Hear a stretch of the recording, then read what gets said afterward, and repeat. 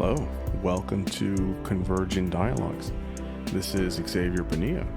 On this episode, I have Spencer Case.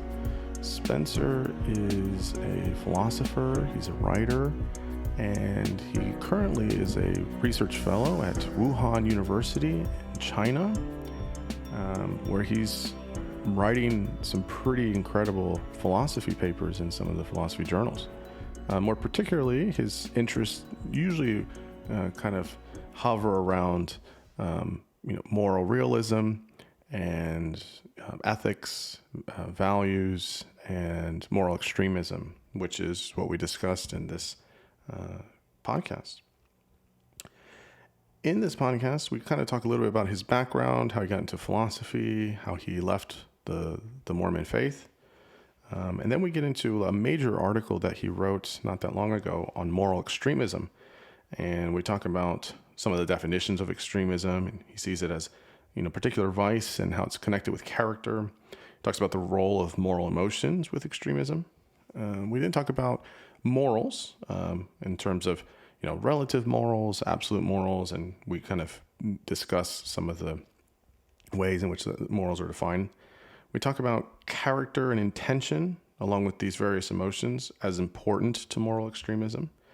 And then we give examples of the Prohibition era and then some American history in terms of John Quincy Adams, John Brown, Abraham Lincoln, as this way of understanding moral extremism, which are things he details in the paper. And then we end with why compassion is needed to correct moral extremism. Spencer is a great guy. I had a lot of fun talking about these philosophical issues. Just as a technical note, so Spencer is in China, so we were having a lot of fun with the time zone and everything like that, which was kind of cool in some way. But there is you may notice it in the audio that there is a slight delay. And really to not get any interference, only one of us could really talk at one time. So there's some small pauses there, just so that way we're not having any interference or jumping over each other or anything like that. So, but I mean, that aside, I was actually impressed with how smoothly the audio went so far away. So, but yes, this conversation was something I had been looking forward to. I was really happy he came on and made himself available at different hours, and glad we got to talk about these issues. And so now I bring you Spencer Case. I'm here with Spencer Case. Spencer, thanks for coming on the podcast. I appreciate it. Thanks for inviting me. Yeah, no, it's great. We've been kind of pinging back and forth, and so I've been wanting to get you on and get some of your insights. So tell listeners just what you do and what your areas of interest are and what you study and what you write on and all that good stuff. So right now I am a postdoctoral international research fellow at Wuhan University in China. And basically, my job is to write philosophy papers and get them published. And so I do a lot of academic writing. I'm working on 2 books now, one of which is a sort of debate book on the issue of moral realism, which I can say more about later. I'm doing this with my colleague, Matt Lutz.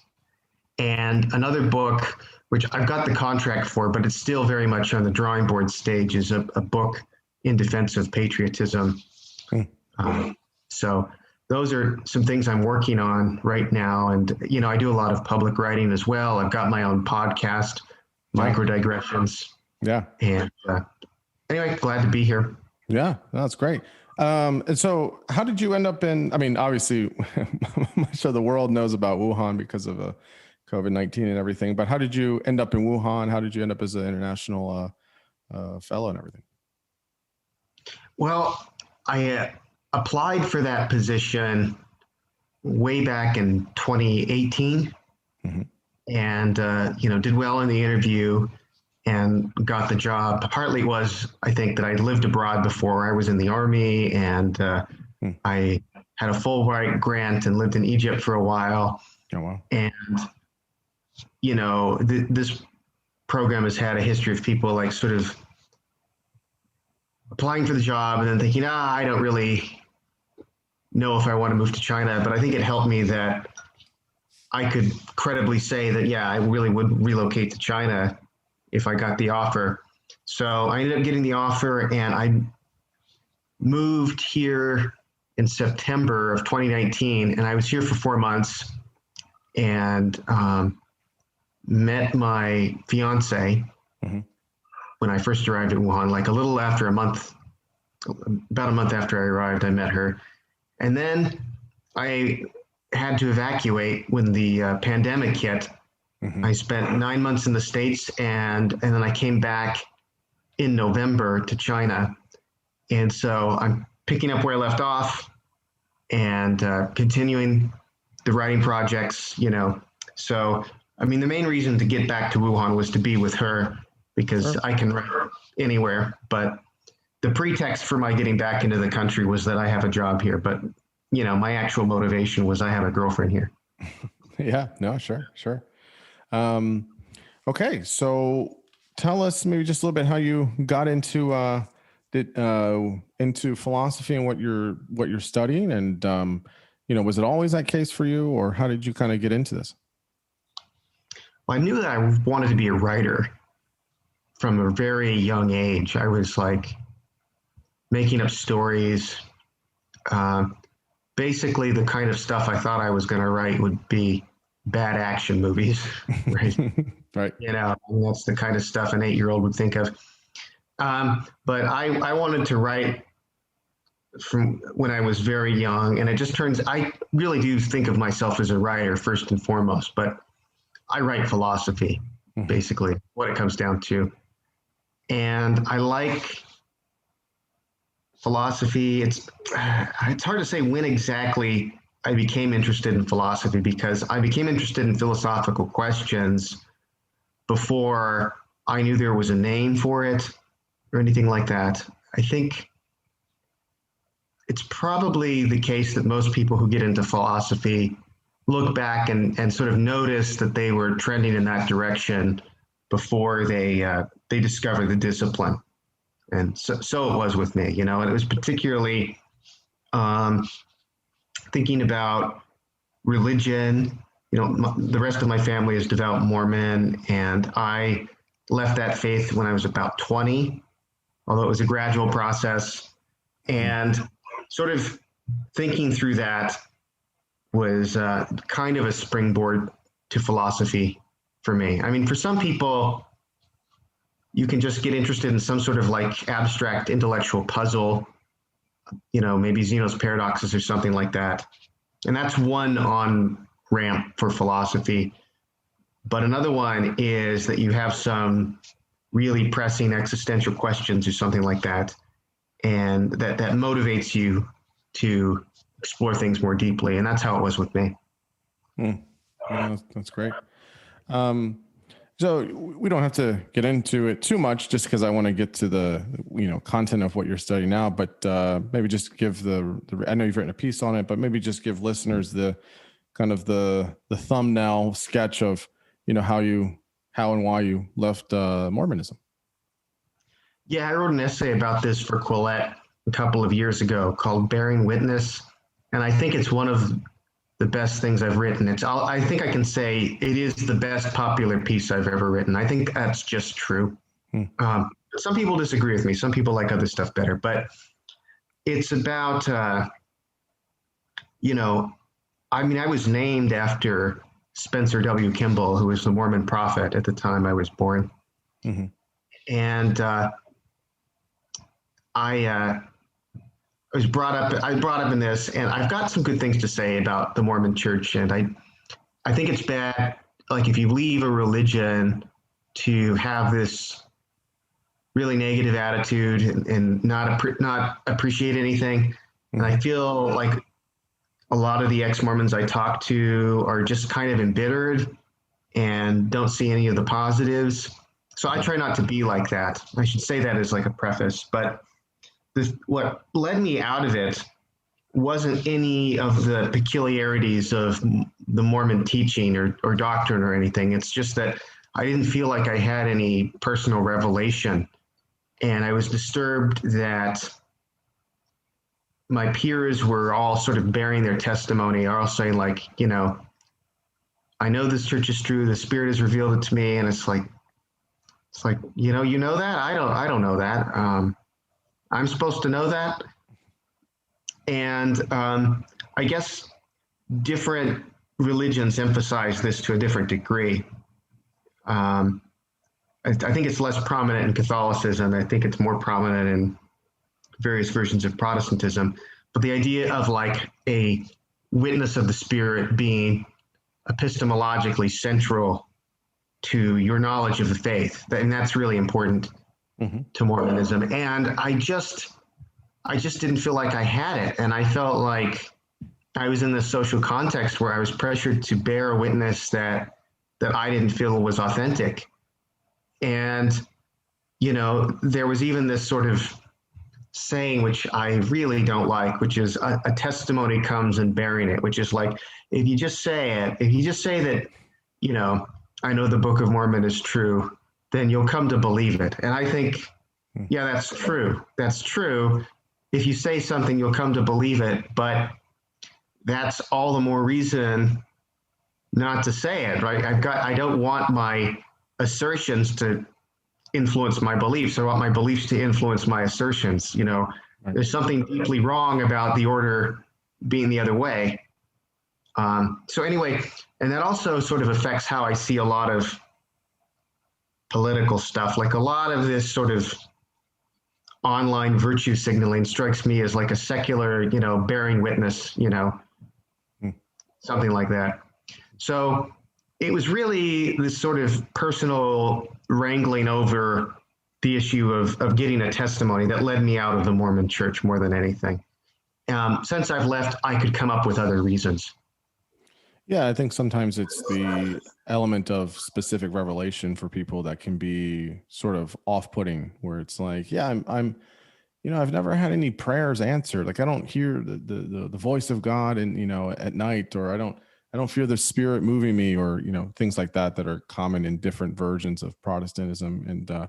And so I could definitely see how that would be sort of, at a certain point, it's like, yeah, this doesn't really connect. Like I see it connecting for other people and maybe has some positive aspects for folks, but for you, if you don't believe, you don't believe it. So I think that's, it sounds like there's some version of that for you and how you were, and it was some of the reasons why you left the faith. So does that sound like a accurate description? Yeah, I'd say it is. One thing I'm continuing to sort of struggle with and grapple with is what do we say about people who sincerely do think they've had spiritual experiences of this kind, and it shapes their worldview. And I think there's something powerful about the just straight appeal to personal experience that no other philosophical argument for the existence of God really holds. Like somebody sincerely saying, like, I know the influence of Jesus Christ in my life. I felt it. I see it every day. There was a time when I would say, well, yeah, you're just deluded. But I'm really not inclined to say that anymore. And I kind of, I would still say I'm even an atheist, but I'm a more modest kind of atheist than I used to be. There's a possibility I'm wrong. There's a possibility that these people have tapped into some reality that I don't have access to. I'm conceding that.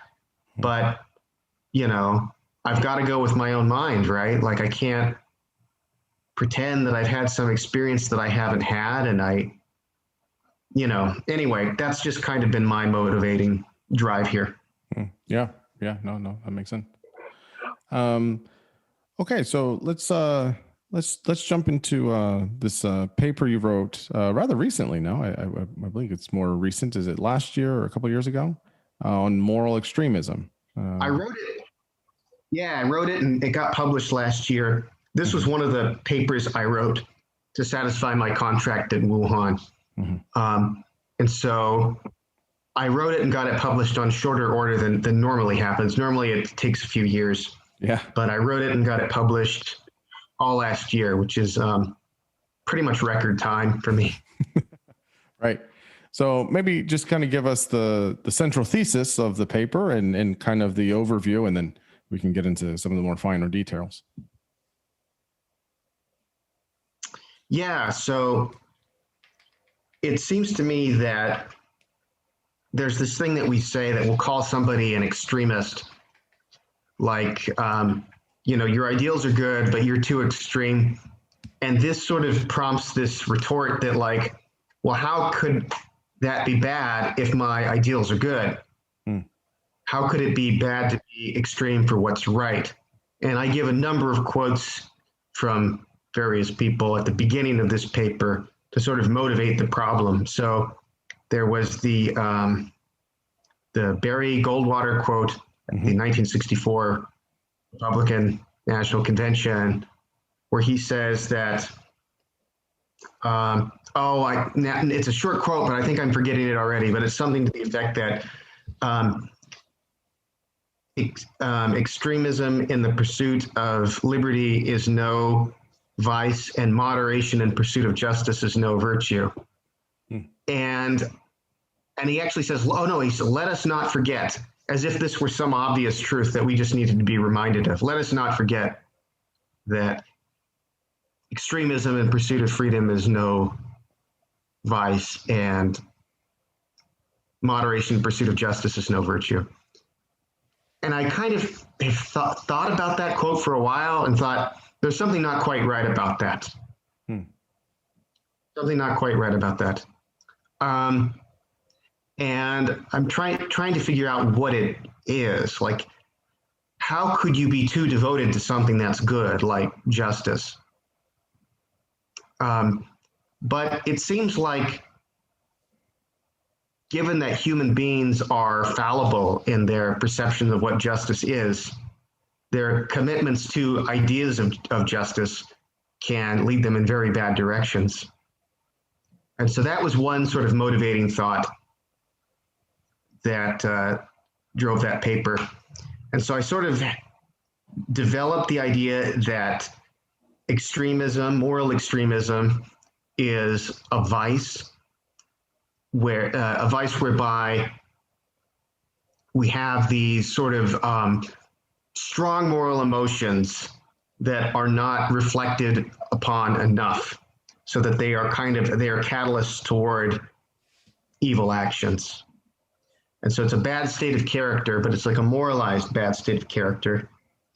And I think this is important to realize, that this is a vice, because there's this fashionable idea that evil actions come from transparently wicked motivations or ugly motivations.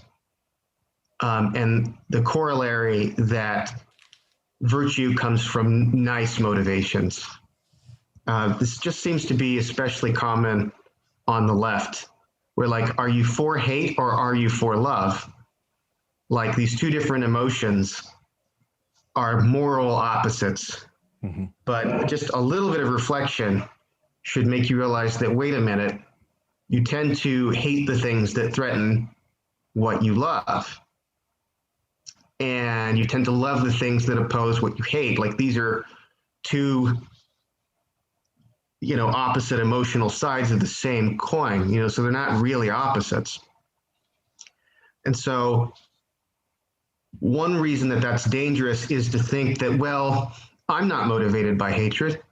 I'm motivated by high ideals. So there can't be anything morally risky here because I care about justice. That's not a thought you should be having, I don't think. Are you saying in some ways that there's a type of, you tell me what you think about this, that there's a type of way in which there's a certain limit to our morals or our values, if you will, right? That And then once you pass that kind of limit, it starts to tip over into something more nefarious or potentially harmful, or, maybe how you're defining extremism, right? Where it's like, yes, there's a, maybe within different cultures or societies, there's a nominal amount of aspiring to the good, right? To the higher good, if you take Aristotle's good, right? And, you want to try and seek the well-being of others. But if it goes past a certain point, then it could actually become harmful and maladaptive. Is something like that, or no? I'm not quite sure. So I don't want to go in the direction of saying that like certain positions are extremist, because I think you could say that, but I think it tends to be uninformative. Like to say that, I don't know, what would be an example? People who vandalize abortion clinics, to say that's an extremist thing to do doesn't seem to be saying very much more than that you disagree with the practice or think that they've got the issue wrong somehow. So I want the notion of extremism to really be explanatory. And I think it's interesting at the level of motivation, not the level of kind of actions, but the level of the character.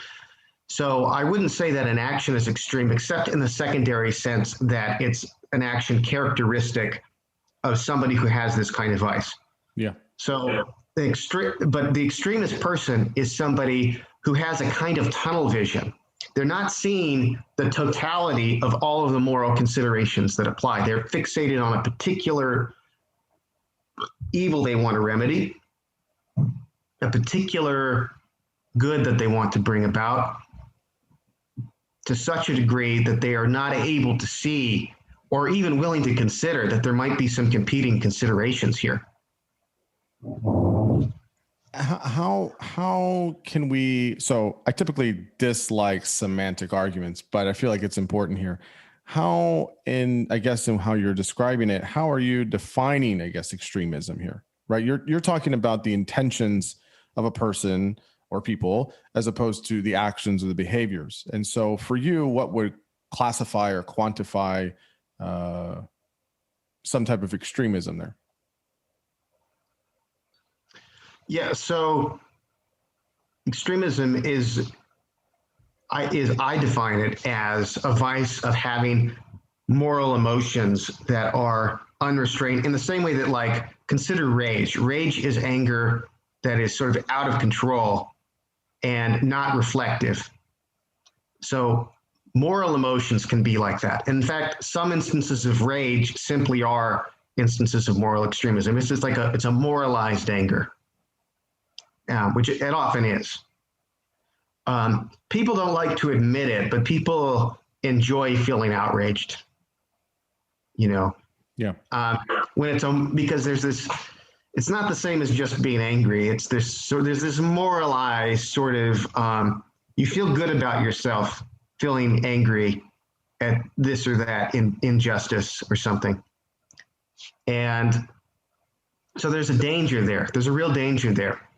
And so the thought is, look, we can recognize in other cases that there are moral emotions that are, just emotions generally, that can be held to an inordinate or unhealthy way. And I think we should recognize this with moral emotions too. Though I think actually that was an earlier version of the paper. I think what I said was something like, it wasn't defined in terms of moral emotions. It was defined in terms of like commitment to a moral ideal. But I think you can understand it really in either way, as like having really strong or excessive moral emotions, or being committed in an unreflective way to a moral ideal.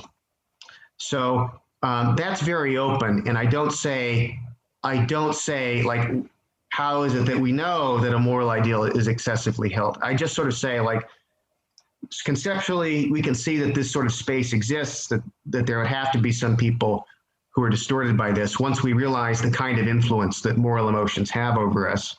And then I try to motivate it by some examples. So you're taking the kind of untethered, kinds of aspects of moral emotion. So kind of you're making this analogy of this, rage or outrage. Those are the types of things from the intrinsic aspect of people that can become extremism, or that it leads to some type of extremism. It's the excessive amount of some type of internal way of how people think or behave. Yeah, I mean, I do want to understand it in these internalistic sort of terms, right? Although you do have to have some, I guess, external sense of what's right and wrong in order to know like what would be excessive or what wouldn't be, right? So here's one thing where I think is a mistake is people want me to say sometimes they're like, well, they want it to be like an effective criticism to be able to tell someone that like you're being an extremist. And the person can always say, well, my immoral emotions aren't out of balance because what I'm doing is right. And so now the discussion is just about, is this person's position or actions right or wrong? And that's a completely different discussion. And I agree. So I've got to be clear about the dialectics of this. I'm not suggesting that we should employ accusations of extremism in this way as a way of like knocking people down to size or whatever. Because I think it's true that if you're trying to convince someone that a certain category of behavior is wrong, appealing to this notion of vice is probably not going to persuade them. And a lot of the rhetoric of extremism that's thrown around seems to be trying to do this. And it's that gives people the sense that this is a kind of a useless concept. Like if I say, Xavier, your position on immigration is extremist, like your response would be to just defend the position. And now we're talking about immigration and we're not talking about extremism. So I agree, this is not an effective tool to like deploy against people in arguments like this. My point though is that that's not the role it should play, right? We should be interested in part because we're concerned about our own psychology, right? We should be worried about our own balance here. And we should be aware about the categories of things that can lead people to evil generally. And so, yeah, calling people out as extremists is not something that I recommend. Yeah, I would agree with that. It usually just makes people double down and defend themselves, but it is an interesting argument that you're making though about the kind of the intentions that more than the behaviors. It's definitely an interesting one. I guess it does go to the other question though, right? Which is, I don't know how much you want to get into this, but about, I mean, it's a deep question. So, how much does morals, right, depend on, or someone's internal sense of morality, depend on what their intuitions are, and then their behaviors from it. So the kind of dichotomy of this is, do you believe morals are absolute, that there is something that is wrong or right for all people across all cultures, etc., or is it more relative, where kind of just depends on each person, and so your right could be my wrong and vice versa. So in terms of this idea of understanding people's motives or intuitions or intentions about things, the pushback could be, well, I just think that's what feels right to me, or that's my ideal, or you have a different one, or something like that. How in that sense do you square that with the morality argument?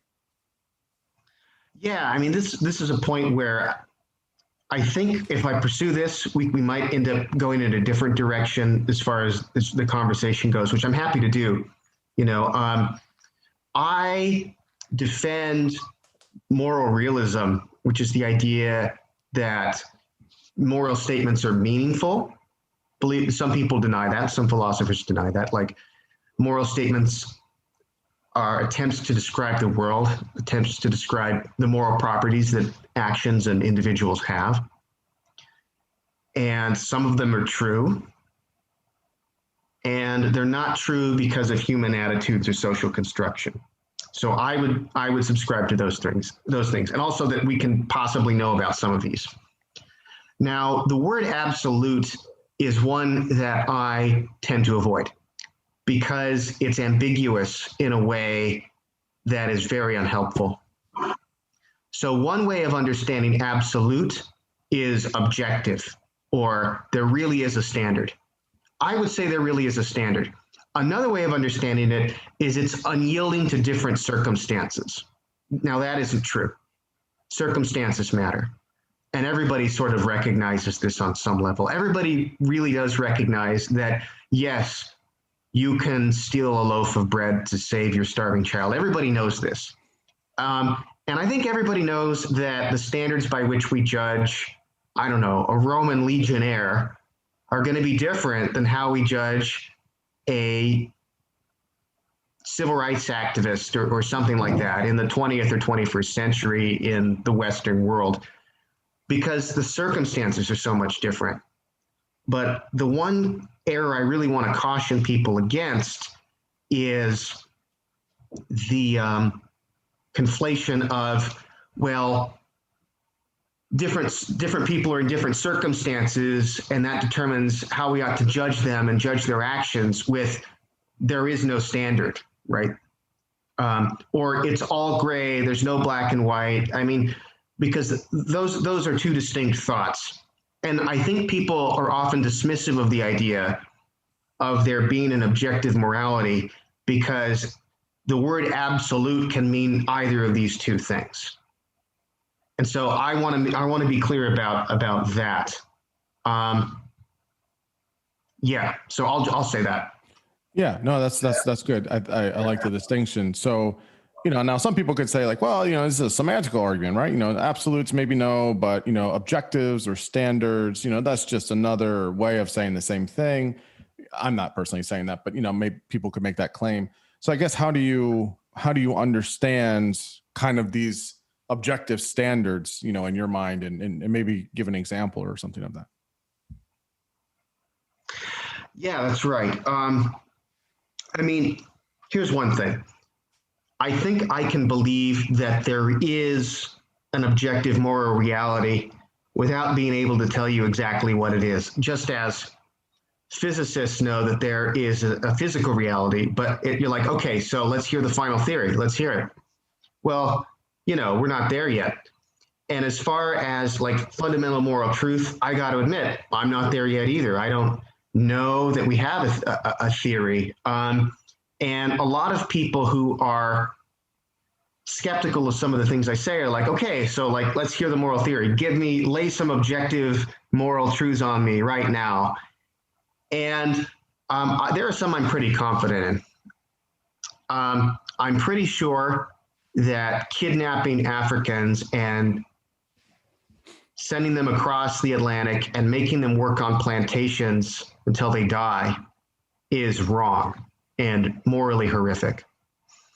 Do I know the best account of the grounds of that? Is it in terms of human dignity? Is it in terms of adding value to the world, as the utilitarians think? I'm not sure about that.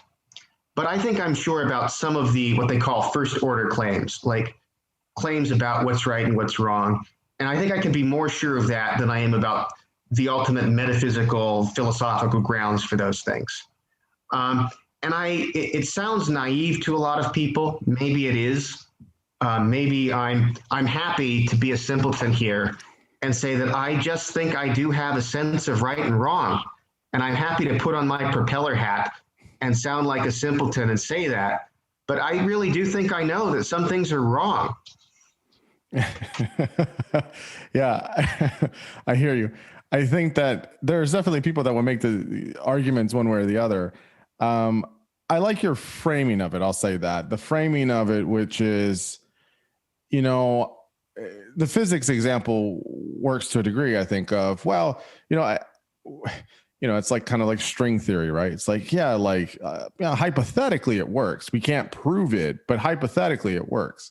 It's sort of kind of the same thing. It's like, yes, I can't necessarily prove all the ins and outs of it, but hypothetically, in your example is instructive, right? It's like, yeah, I don't think that there's going to be any really,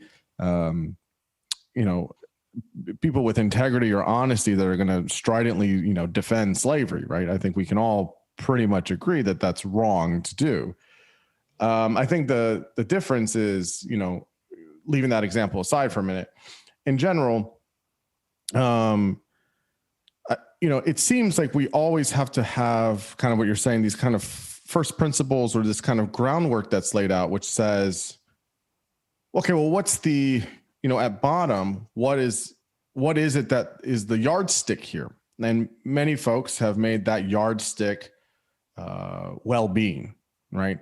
Well-being is the kind of, rock bottom of sorts. And so anything that is against someone's well-being, would be morally wrong on some playing field. And again, it kind of is there is a functional capacity for it, right? Because it's like, yeah, of course. But then at the other end, when you're doing, philosophical thought experiments in a philosophy seminar class, how do we know that well-being is the yardstick, right? How is it not something else? Or is it well-being in itself, right? And I think that's where that stuff is hard to kind of shake out. I don't know if you have any thoughts about that, but it is definitely hard to shake out.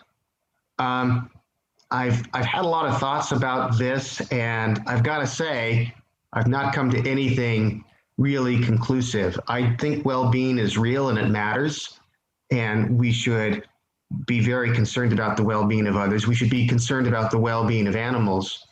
I'm not sure I'm willing to say that it is absolutely everything. And I'm at least given pause by certain sorts of thought experiments, like the Sam Harris says he's completely unimpressed by the experience machine thought experiment. But let me hit you with that one. I mean, maybe you're familiar with it. Yeah, go ahead. Yeah.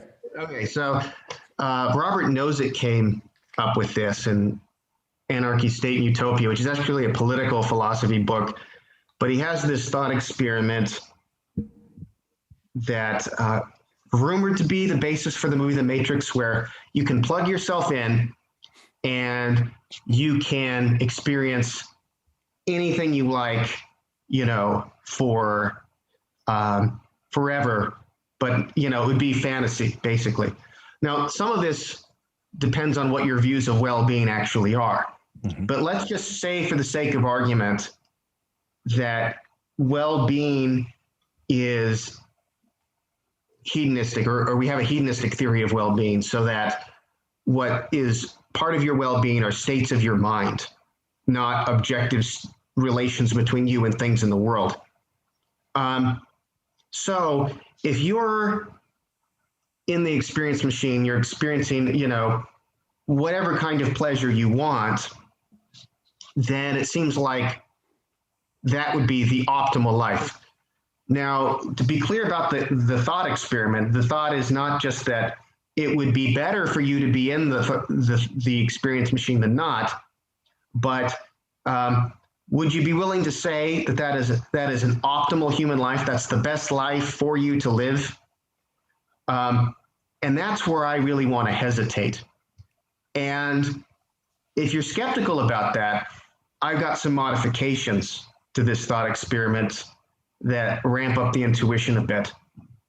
So typically it's described as you can choose the content of whatever pleasures that you're going to be experiencing. I usually imagine it, varied. I'm going to have a beautiful romantic partner, and I'm going to be rich, and, all of this stuff. Maybe I'll be a novelist, or if you want to be a novelist, or an actress, if that's what you want to be, whatever. But if pleasure is truly all that matters to living a good life for oneself, having high well-being, then really the entire experience machine experience could just consist in one little clip of something you think is completely repulsive out of the experience machine. Like, I don't know, child abuse or something, or executing your arch nemesis, or, eating cockroaches, or just anything completely repulsive, like a 5-second clip of that, then your brain is wiped clean and just replayed for 80 years, and then you die. And when I think of that variation of the experience machine, the intuitions are pretty strong in favor of thinking, that does not seem like a good life, even though it's being stipulated that I'm really, really going to enjoy this a lot. That's not a life I would want. That's not a life I would want for my child, because it doesn't seem meaningful. And so I guess I'm inclined to think that meaningfulness, in some sense, is part of a good human life, and that this isn't an entirely subjective notion.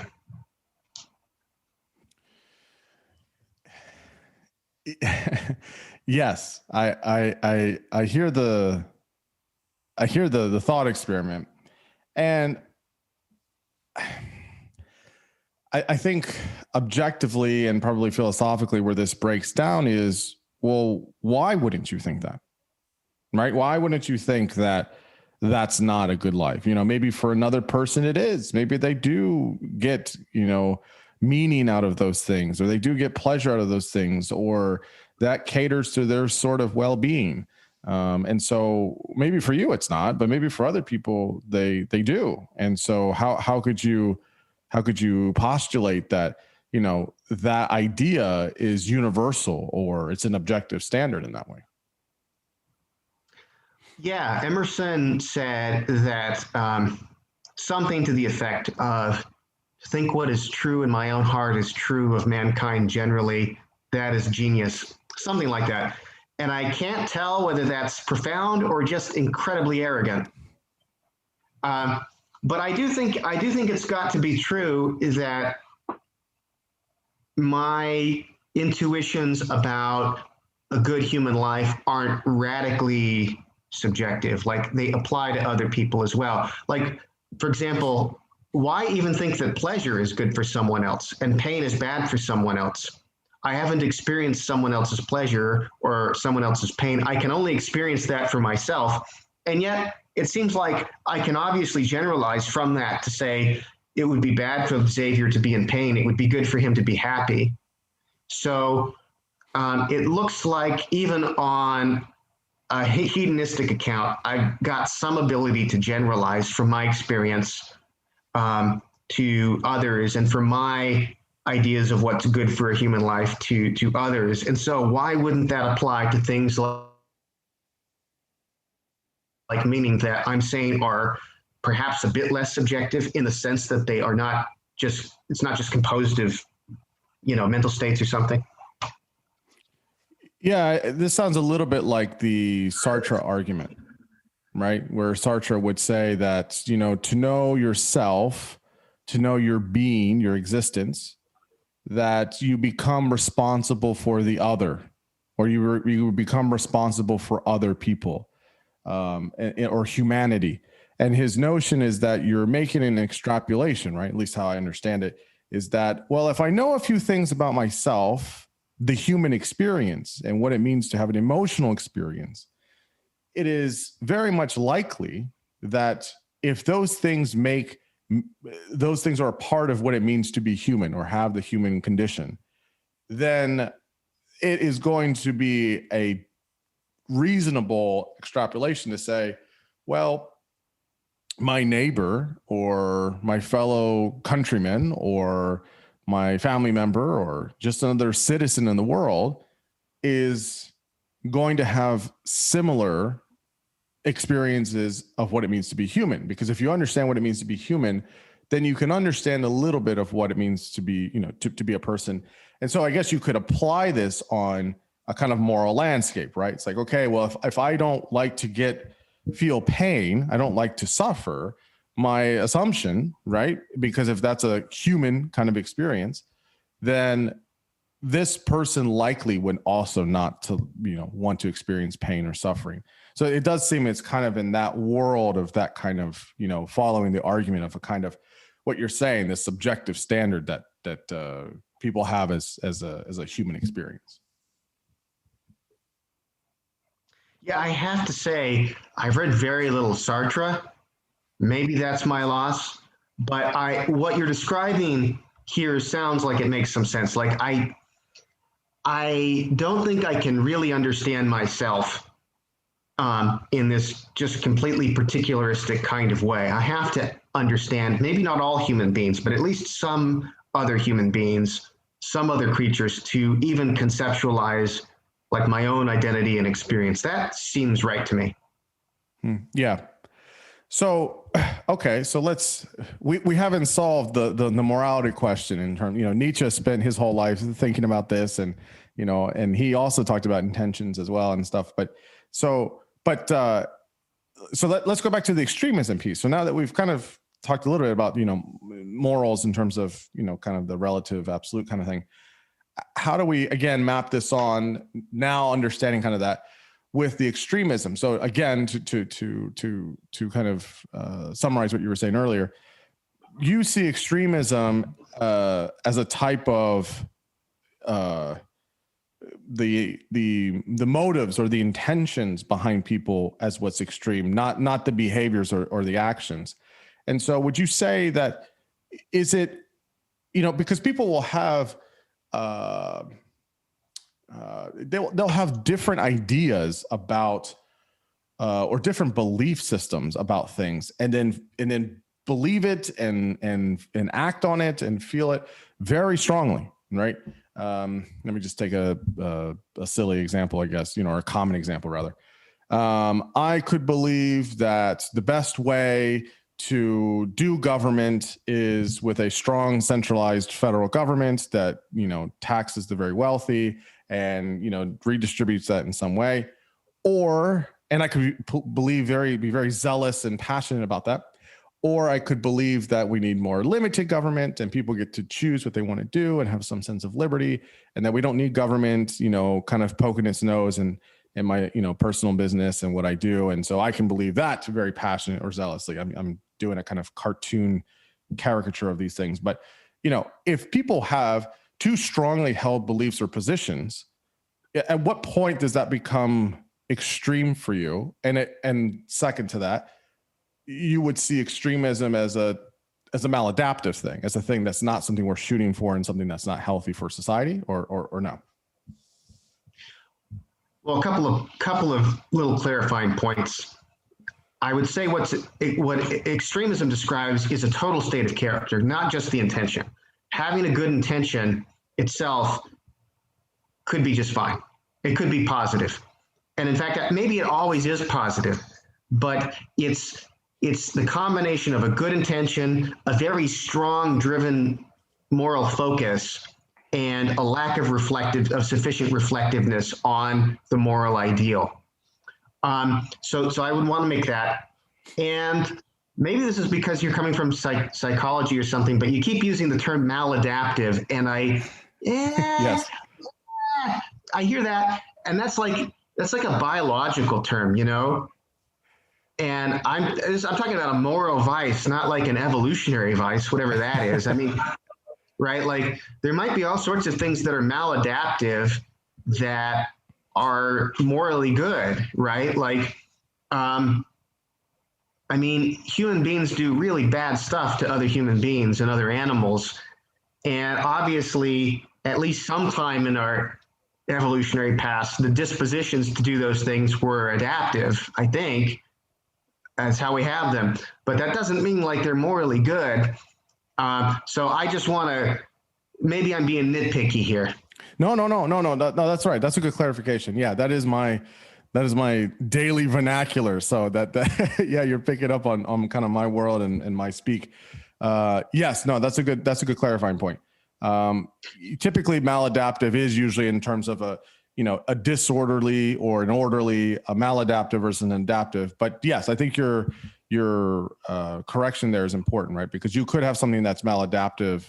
At one point it was adaptive, et cetera. So you would say vice, a moral vice is more accurate. Yes. Okay. Yeah, I would say so. So I think maybe it would help here to jump in with particular examples, because sure. I don't think it's, like I said,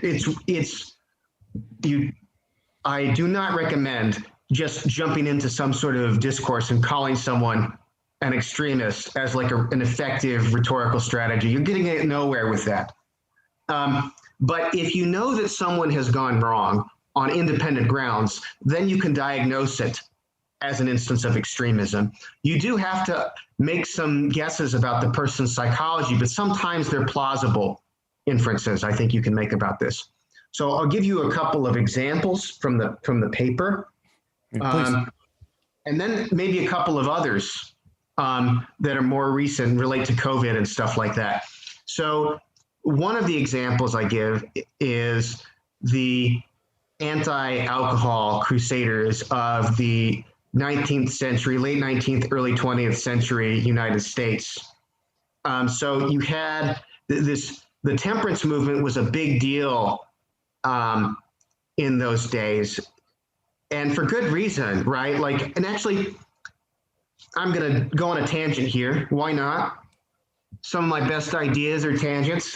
So, but it does puzzle me why opposition to alcohol hasn't been taken up as a progressive cause again, because there's this long history of it in the US. It clearly impacts women. It clearly impacts minorities.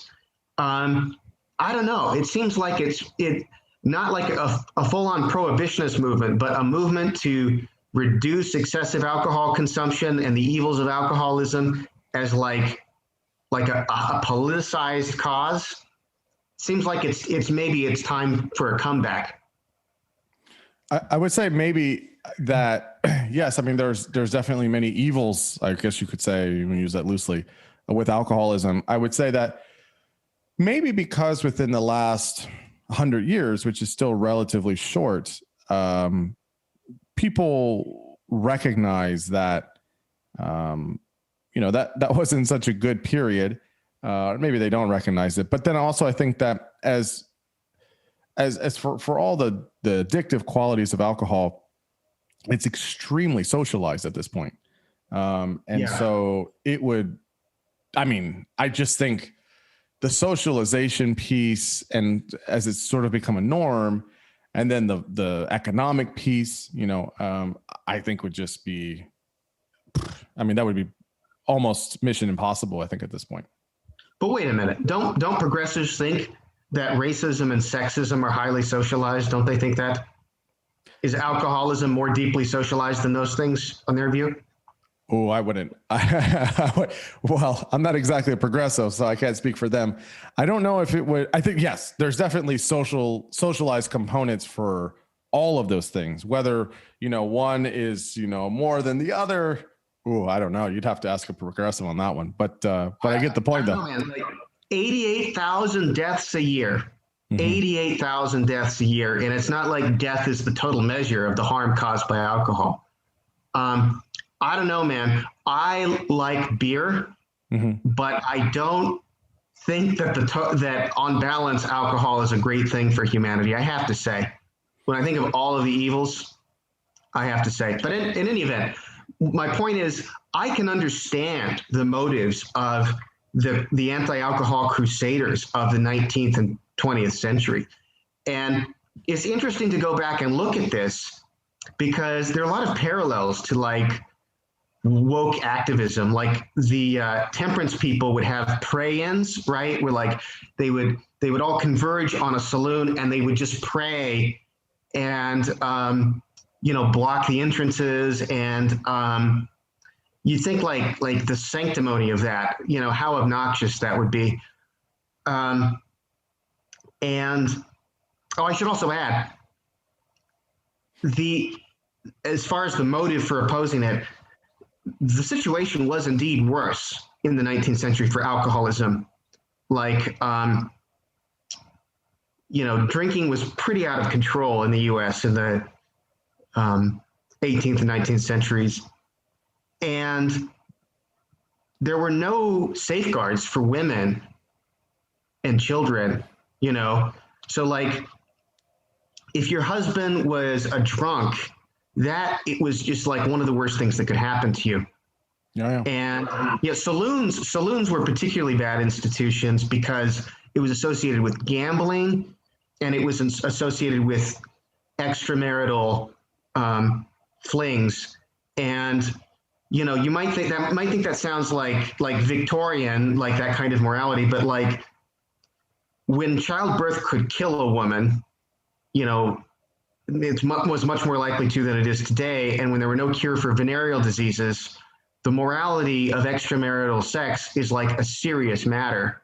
And husbands could transmit these diseases to their wives, and they would be sick forever.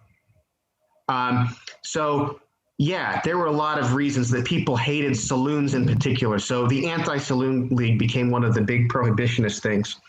And one of the leaders of that, like Carrie Nation, who I mentioned in the article, is, actually took to vandalizing these things and smashing barrels of whiskey and, thundering these biblical exhortations. And, you can totally see a parallel. I didn't draw this out in the article because I don't want to say anything controversial about like contemporary politics in the article, but you can totally see somebody saying like, well, what's somebody's property rights compared to the evil of racism? And she, it was a sort of similar thing about like compared to all of the harm caused by all of the alcoholism in the world, so what about these people's property rights? And there became a kind of tunnel vision, and it got worse during actual prohibition, where there were these laws that required alcohol to be denatured with things that were poisoned. So there were laws on the books before prohibition that required, like if you're making alcohol for industrial purposes, you have to put something into it so that it can't be sold for consumption, because if it's sold for consumption, they needed to tax that. So as prohibition was put into place, they strengthened the nurturance. It didn't just make the alcohol taste bad, because people might be willing to put up with not tasty alcohol if it was the only thing around. So they actually put like formaldehyde and like mercury and, and chemists found employment taking the stuff back out and reselling it. But then they found wood alcohol. I think it's ethyl.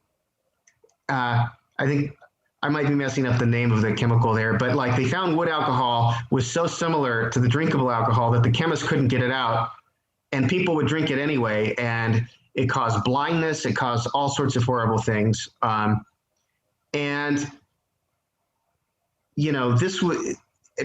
prohibitionists knew that this was happening, and they still said, well, that's not our problem. If you're drinking alcohol now that it's unconstitutional, because they actually passed an amendment for this, you're drinking alcohol that's unconstitutional, it's a deliberate suicide. And it's like, really, man, like Wayne Wheeler, who is the de facto head of the Anti-Saloon League, and said this. It's like, you really don't see, you're so against alcohol and the evils that it's caused. You don't see any of the other harms that it's causing. So that seems like it's a really clear case where you can diagnose this as extremism.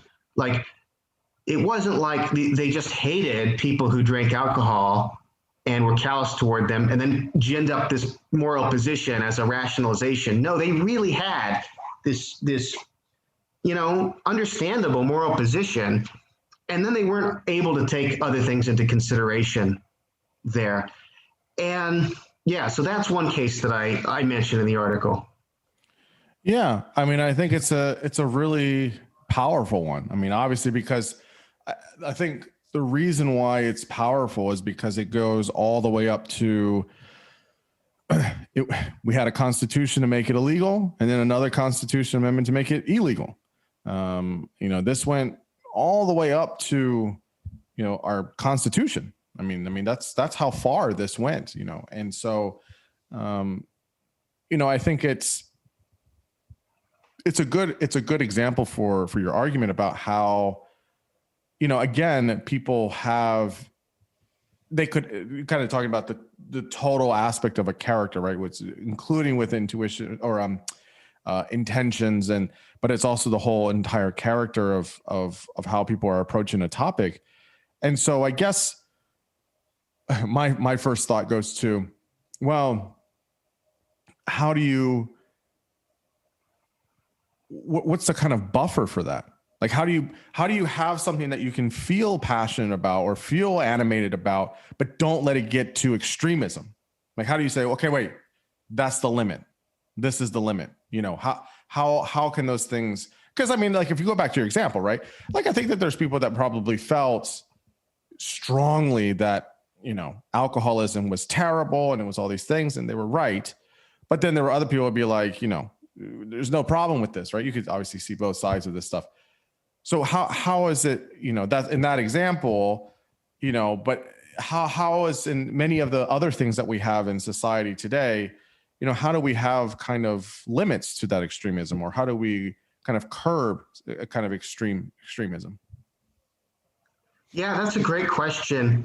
And I don't really get into practical solutions for this in my article. And I don't think there's going to be like a one size fits all kind of solution to this kind of problem. Sure. But I can say in some general terms, you can see some errors that other people committed in this, which is, it seems very unlikely to me that Carrie Nation and the other people who are really extreme activists in the Anti-Saloon League and organizations like this were really familiar with the other side. Like how did they hang out with a lot of moderate drinking men? I mean, maybe they did. You know, this is the sort of thing maybe somebody could pull out a history I'm not aware of that says, oh, yes, they did. But it seems to me that if you're really involved in the temperance movement, you're being surrounded by all of these people who have abusive husbands, or who had a son who drank himself to death, or, you know, their entire family's in debt because they gambled away everything in the saloon or something like that. And so that is going to be selective exposure. And it's going to lead you to think that you're going to weigh it really heavily against competing considerations if this is what you're constantly exposed to. And so I strongly suspect that there's a kind of insularity that happened there with that. And so if we're going to take some kind of normative lesson here, it would be to try to have, you know, broad exposure and not just flatter our priors, you know, flatter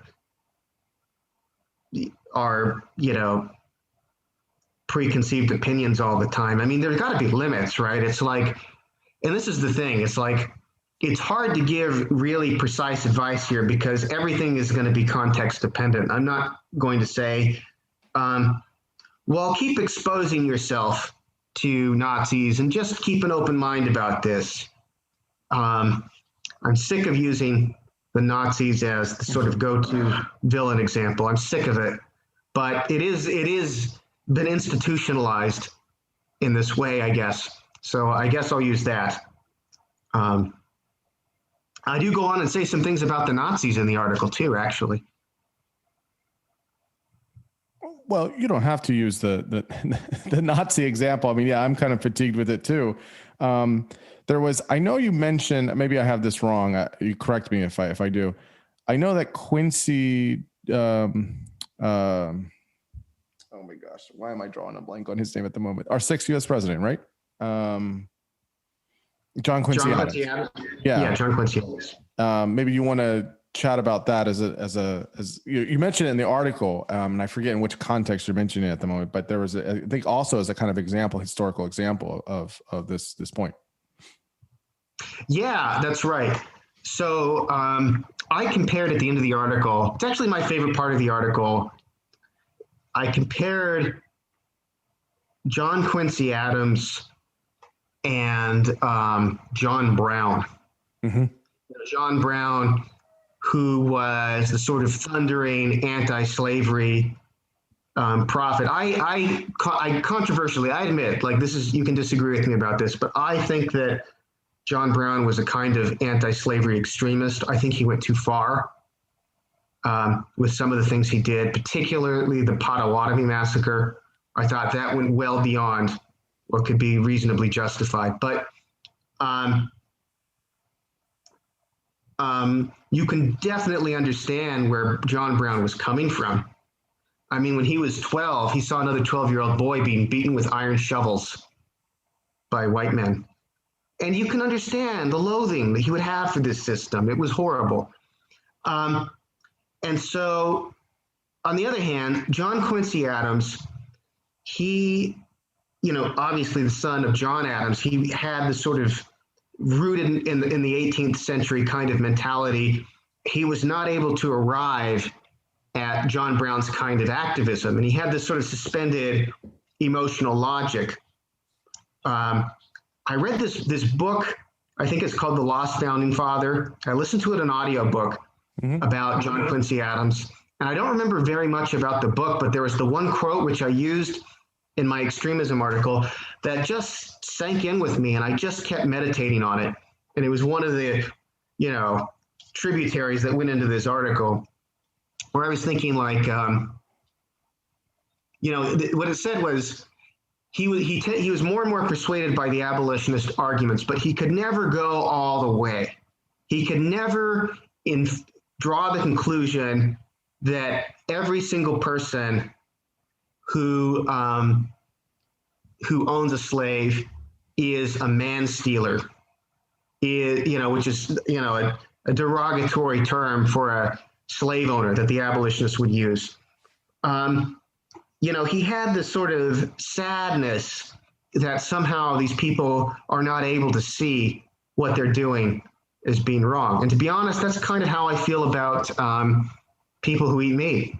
I kind of feel like, I don't want to say, I hate you, you're horrible, you're terrible. But I do want to say, man, there's really something sad about the fact that you're unable to see what I think is an important moral aspect of reality here. But anyway, John Quincy Adams was effective as an opponent of slavery in a way that John Brown couldn't have been.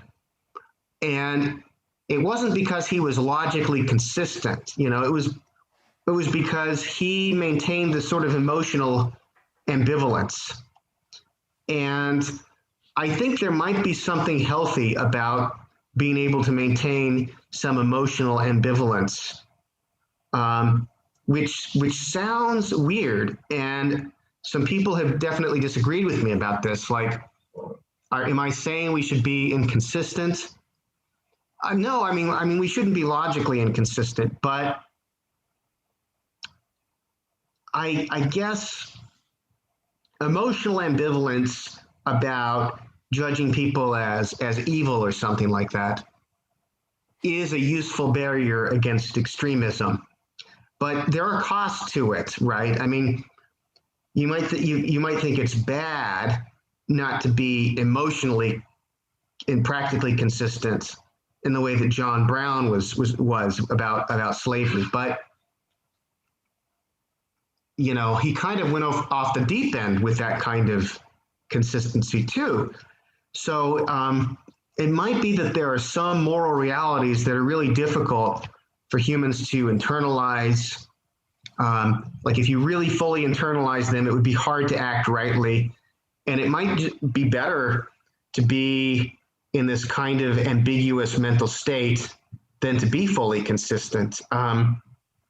Maybe we should rely on our sentiments a bit more.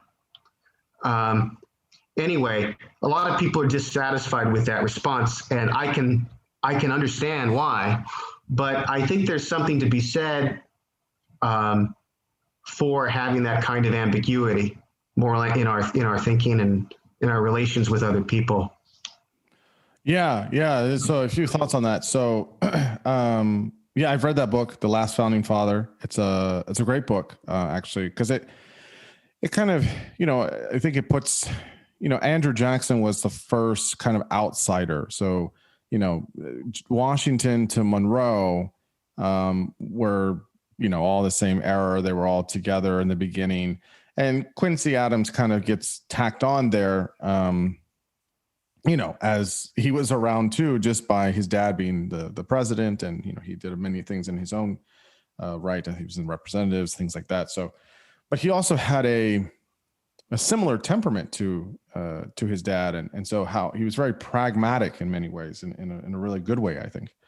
The other thing I was going to say is that there was a book that came out last year by H.W. Brands, who's a pretty famous American historian, on Abe Lincoln and John Brown, and kind of juxtaposing sort of kind of what you're, stating of this, how do you pragmatically do these things, or how do you do this with almost where, yes, John Brown was an abolitionist and he was very much against anti-slavery, but it went very far. I mean, he almost became possessed by it, right? And people would say it that way. He's kind of this kind of madness of sorts.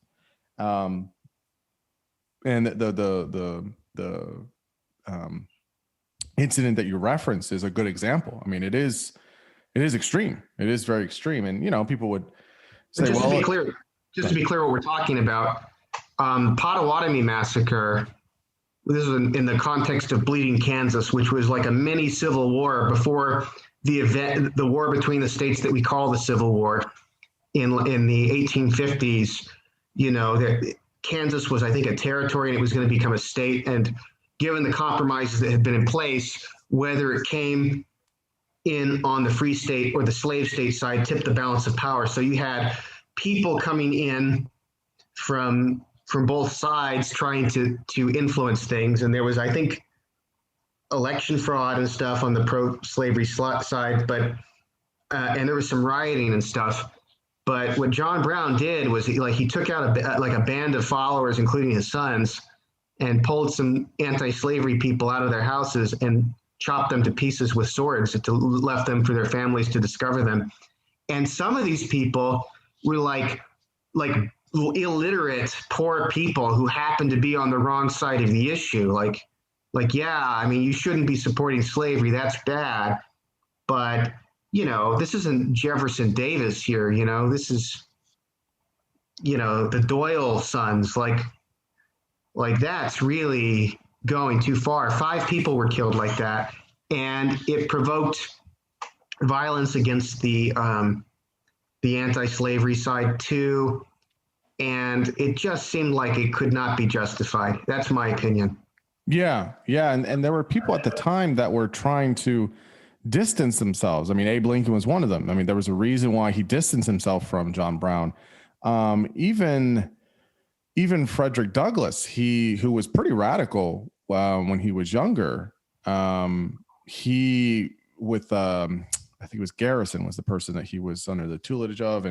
And so then he made a shift as well, right? Of, maybe I can't go all the way with that kind of stuff.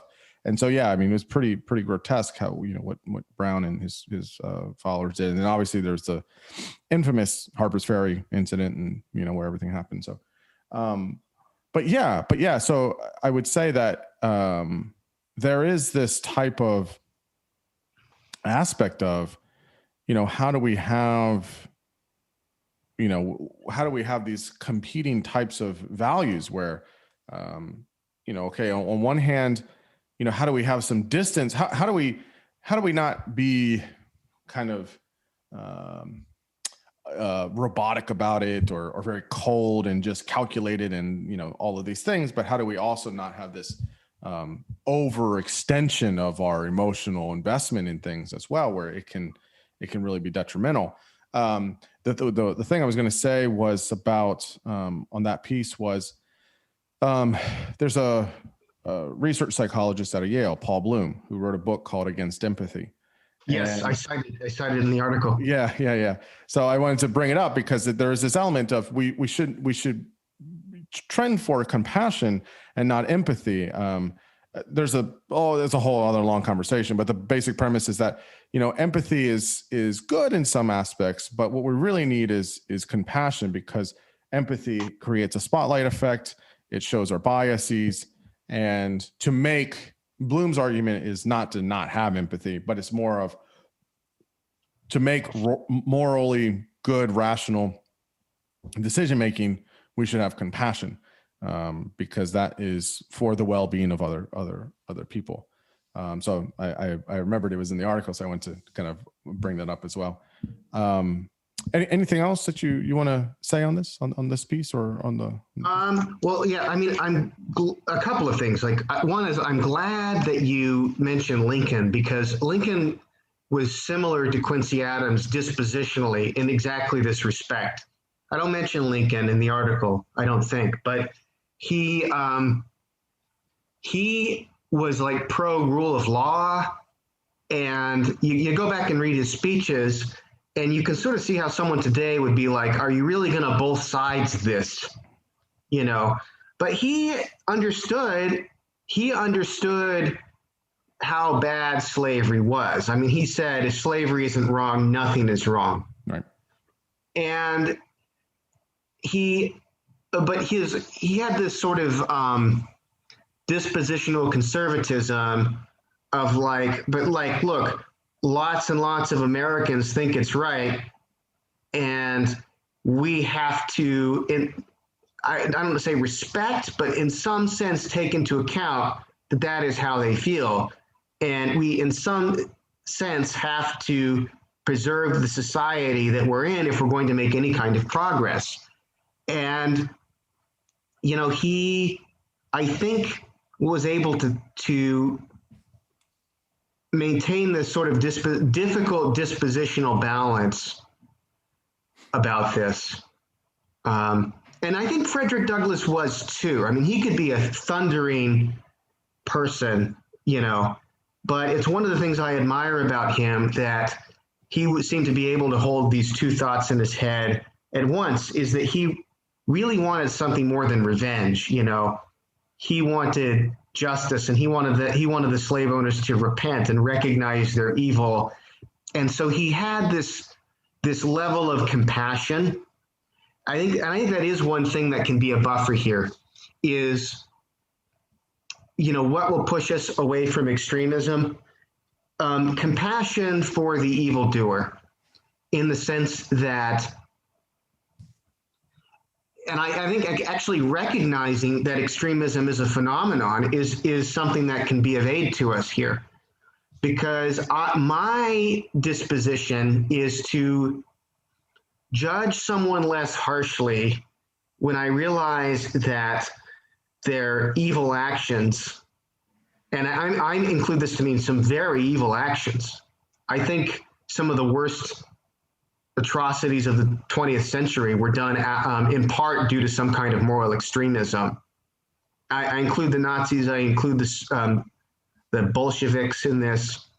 I think a lot of that really was driven by extremely bad moral visions, but it's so bad that we tend to overlook the fact that in order to mobilize millions and millions of people to do something psychopathic, like, you have to appeal to their moral emotions on some level. Like, it's just part of the architecture of who we are. You know, you just can't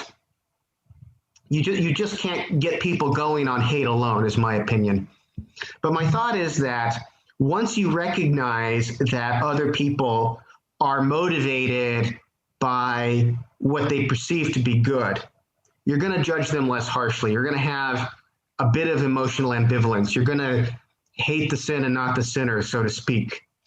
And to be honest, that really is how I feel about a lot of these, you know, far left activists, like the Antifa types and the, you know, people like that, and some of the far right activists too.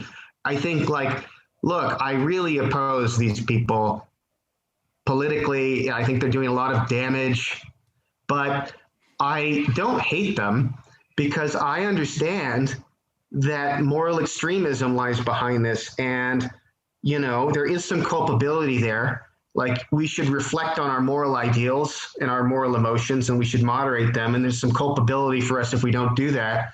But I understand how easy it is not to do that.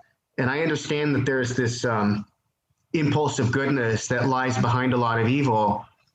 And I think for me, that's a kind of, I don't know, I think it helps me resist extremism myself, but maybe I flatter myself there. No, I mean, I think that's great. I mean, I definitely agree with you. It sounds like you're saying that, compassion is the antidote to moral extremism, it may be in some ways. And, I can't think of, a better way to do that. Maybe it's not the only way, but I think that's a starting point. Did you say anecdote or antidote? Antidote. What did I say? Maybe I say antidote. Oops. Antidote. Yeah. I'm a language extremist. You'll have to forgive me. Well, look, I mean, Spencer, this has been a great conversation. I can do philosophy any day, anytime. I love this stuff, and I think it has so much. I think it has really big importance for how we think about things, and we think about it, without knowing, I think, half the time. So I appreciate it. Tell folks where they can find you online, and anything that you're working on, and anywhere where you want people to look for you. Yeah. So on Twitter, I'd love your follow. It's at Spencer Jay Case, Spencer with a C, SPENCER. And SpencerCasePhilosophy.com is my website. I've got to be updating that, but nonetheless, it's there. There's a lot of my writing is linked there. And my own podcast is Micro Digressions, with a hyphen between micro and digressions. It's on Spotify. It's on various other outlets or platforms. So that is at A Digressions on Twitter. Love your follow there too. Listen to me. I've got lots of good dialogues coming up. I'm looking forward to it. And thanks so much for having me on. No, it was a great pleasure, and I thank you for making the time. And I'll make sure to put all of the relevant links in the notes and everything. And I think people are really gonna like hearing from you, and hopefully really enjoy the conversation. So big thanks, and I appreciate you. Thank you.